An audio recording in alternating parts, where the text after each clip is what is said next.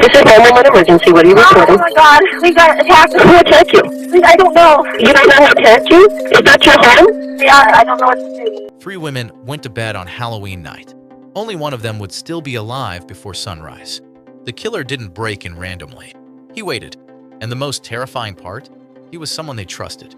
Halloween night in Napa Valley should have been quiet. The candy bowls were empty. The neighborhood had settled down, and three roommates, Lauren, Adriane, and Leslie, were relaxing at home after handing out candy to local kids. Nothing about the evening felt dangerous. It felt normal, comfortable, safe.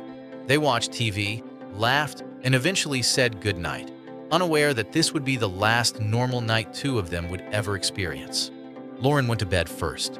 Sometime later, in the stillness of the night, she was jolted awake by her dog, Chloe, barking at the window.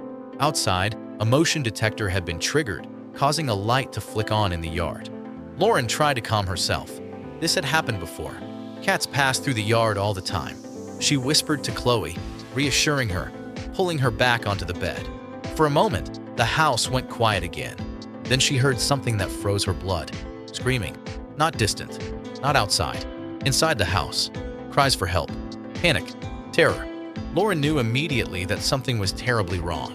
Someone else was inside the home, and her roommates were in danger. She jumped out of bed and rushed to her bedroom door, forcing herself forward even though every instinct told her to hide. But as she reached the hallway, she stopped. Footsteps were coming down the stairs. Heavy, fast, purposeful.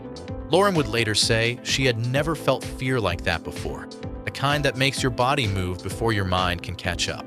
She didn't scream. She didn't fight. She ran. She sprinted through the house, racing toward the back door, knowing that if she didn't reach it first, she might not survive. She barely made it outside before disappearing into the darkness of the backyard. Hiding, shaking, barely breathing, Lauren waited. Every second felt endless. She didn't know if the intruder had seen her escape. She didn't know if footsteps would follow her into the yard. They never did. At some point, she thought she heard a window open and then close. Silence followed. Still terrified, Lauren forced herself back into the house. She had to help her roommates. She ran to the phone to call the police, but it wasn't working. Panic rising again, she rushed upstairs. Nothing could have prepared her for what she saw. Blood was everywhere. On the walls, on the floor. The scene didn't feel real. It felt like she had stepped into a nightmare. Leslie was already dead. Adriane was still alive, barely. Lauren didn't have time to think. She grabbed her cell phone, her dog, and ran to her car, calling for help as she drove. Police told her to return to the house. She hesitated, unsure if the killer might still be nearby, but she went back. By the time officers and paramedics arrived, Adriane had died from her injuries. The entire attack had taken just minutes.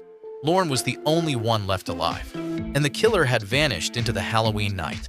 In the days that followed, investigators searched the house for anything that might identify who did this. They found blood on the window blinds, where they believed the killer had entered. Outside, they discovered cigarette butts, a rare brand. Zip ties were also found nearby, suggesting planning. This wasn't random.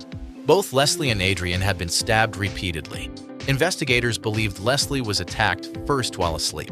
Adriane likely ran in to help her friend and paid for it with her life. Police quickly concluded the killer probably knew them. As the investigation unfolded, the shock spread through Napa. Friends and family couldn't accept what had happened.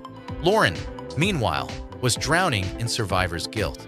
People questioned her story simply because she lived. She replayed the night over and over in her mind. Why her? Why not all three? Why was she spared? Fear followed her everywhere. Silence became unbearable. Sleep felt impossible. Every shadow felt threatening. Police examined everyone close to the women.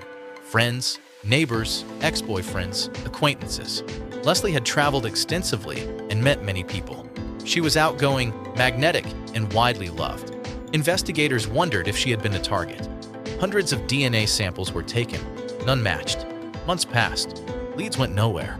Halloween approached again, and fear spread through the community. People wondered if the killer would strike again. Desperate for answers, Lauren turned to something controversial: psychics. She contacted a pair who claimed they could communicate with Adriane and Leslie. Skeptical but desperate, Investigators agreed to listen. During these sessions, a name surfaced: Lily. At first, it meant nothing.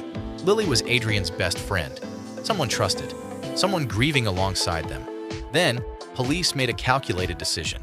They released one crucial piece of evidence to the public: the brand of cigarettes found at the scene, Camel Turkish Gold. Rare, uncommon, sold in limited quantities. The pressure worked.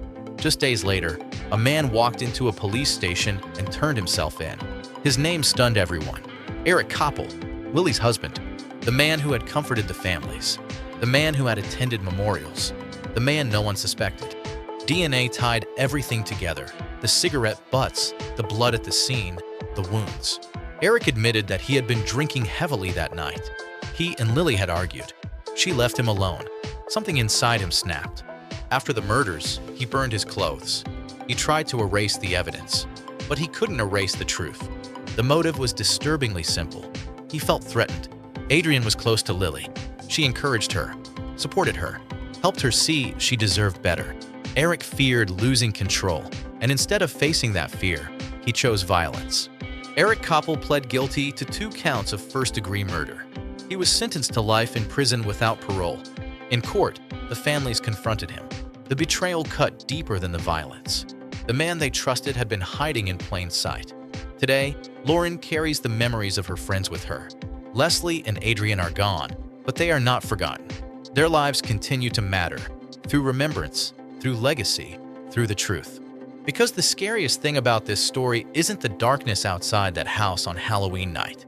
It's the realization that sometimes the real danger is already inside.